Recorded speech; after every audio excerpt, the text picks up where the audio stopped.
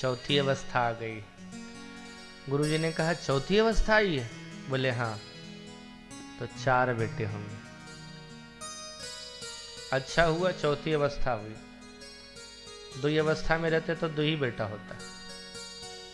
गुरुजी ने कहा चौथी अवस्था इसलिए धरहूं धीर हुई है सुत चारी। और ये 4 बेटे कैसे होंगे? साधारण नहीं, त्रिभुवन विदित भगत भयहारी। श्रृंगी ऋषि को बुलाया गया जो शांति के पति हैं।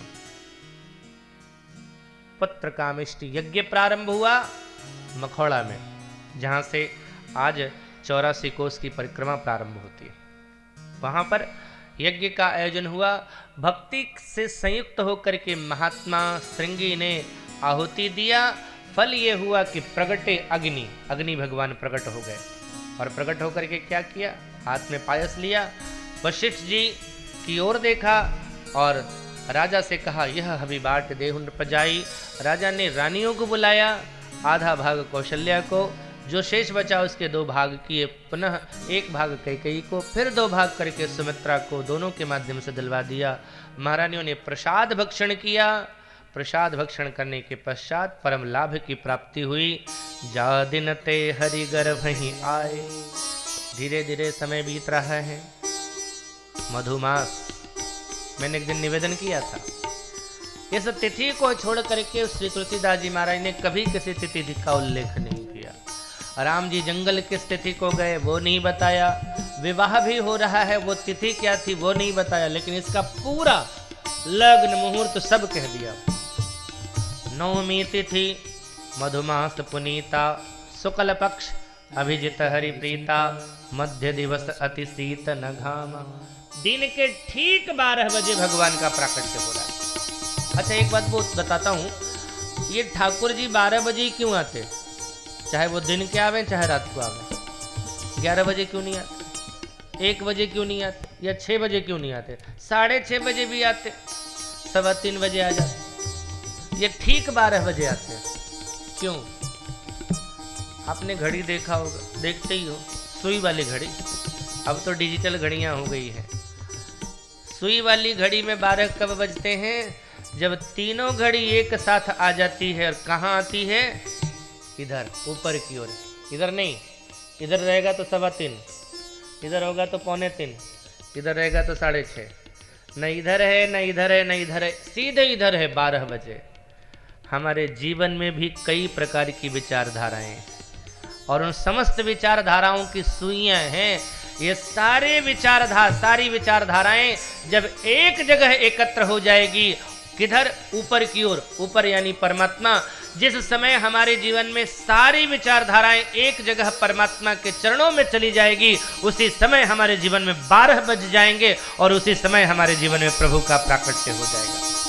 12 बजने का मतलब है सारी विचारधाराएं परमात्मा के प्रति वो है 12 बजे। दिव्य प्रकाश पुंज उदय हुआ कौशल्या मैया के महल में।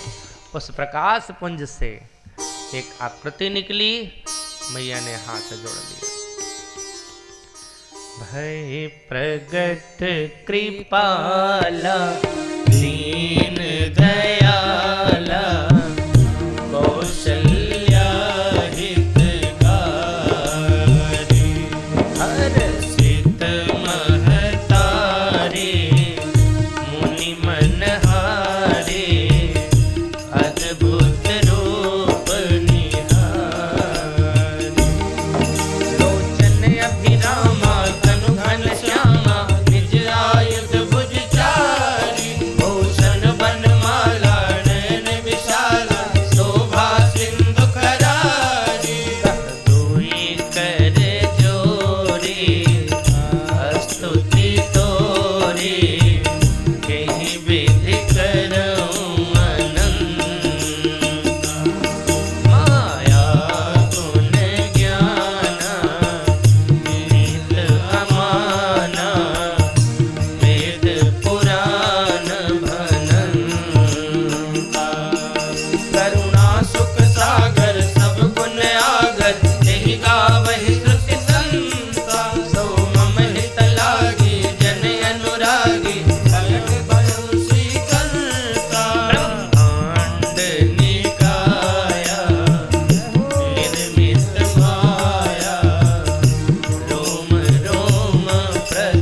वेद कहे ममोर सोबासी यह उपहासी सुनत धीर मति धीर न लहे उपजा जब ज्ञाना प्रभु मुस्काना चरित बहुत विधि कीन चहे कही कथा सुहाई मात बुझाई यही प्रकार सुत प्रेम लहे माता मुनि बोली सोमति डोली सजहु तात यह रूपा जय शिशु लीला अति प्रिय शीला यह सुख परम अनुपा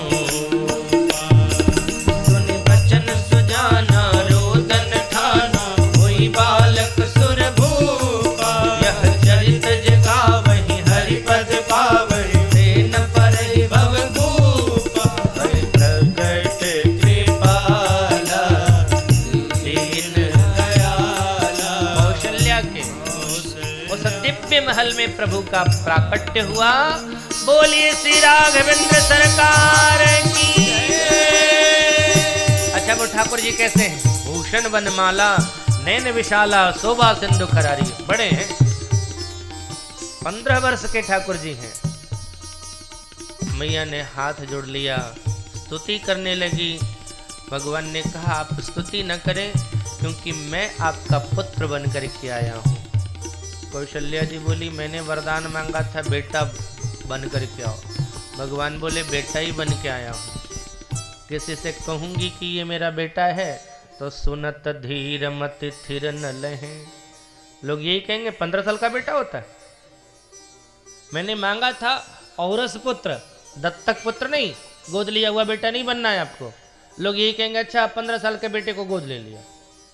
तो महाराज मुझे अपना बेटा दिखना चाहिए, तो क्या करें? छोटे बन जाइए। भगवान छोटे बन गए। कितने छोटे? जैसे आज ही कोई शिशु जन्म लेता है उस तरह से। भगवान बोले अब ठीक है। मैया ने सिर पकड़ लिया, क्या ठीक रहेगा, गड़बड़ है। भगवान बोले इससे छोटा अगर बनूंगा तो लोग कहेंगे 7 महीने में ही पैदा हो गया, अब इससे छोटा नहीं बन सकता। मैया बोली आप कभी बच्चे बने नहीं हो क्या? भगवान बोले मौका ही नहीं लगा। कभी मीन कमठ शूकर नरहरि बन के आ रहा था, अभी पहली बार ये मौका मिला है, क्या करूं आप बताइए। मैया बोली रोना शुरू करिए। भगवान बोले रू क्यों? रोते तो तब लोग हैं जब उनके ऊपर विपत्ति आती है। मेरे ऊपर कौन विपत्ति आ गई जो मैं रो? कौशल्या जी ने कहा सरकार भक्तों के ऊपर विपत्ति आई, भक्त रोए तो आप आए, आप रोएंगे तो भक्त आएंगे।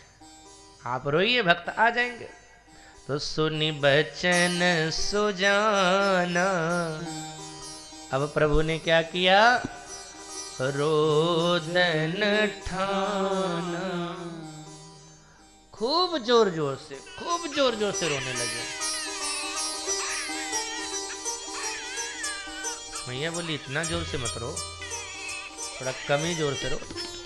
भगवान बोले मैं तो पूर्ण हूं और जो करता हूं सो पूरा करता हूं, मैं रहूंगा तो पूरा ही रहूंगा।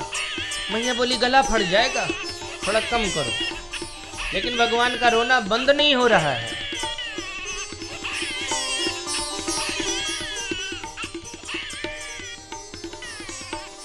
सुनी बचन सुजाना रोदन ठाना। भक्तों ने रोने की आवाज सुनी। बोले ठाकुर जी रो रहे हैं? बोले हाँ रो रहे हैं। हम क्या करें, हम भी रोएं? बोले नहीं, हम तो गाएंगे। अच्छा। एक भक्त बोला सरकार एक बात बताइए, ये वही है ना जो ऊपर रहते थे? बोले हाँ। अगर हम वहाँ आना चाहें तो? बोले यह चरित जगावहि हरि पद पावहि तेन परहि भवकूपा। रोने की आवाज जैसे ही सुनाई पड़ी महाराज दशरथ को, महाराज दशरथ परमानंद में भर जाते हैं। गुरुदेव को सूचना जाती है, गुरुदेव विप्रों को साथ में लेकर के आते हैं। नांदी मुख श्राद्ध किया, जात कर्म किया, हाटक धेनु बसन मनी, नृप विप्रन कह दिन अब तो पूरे अवध में मंगल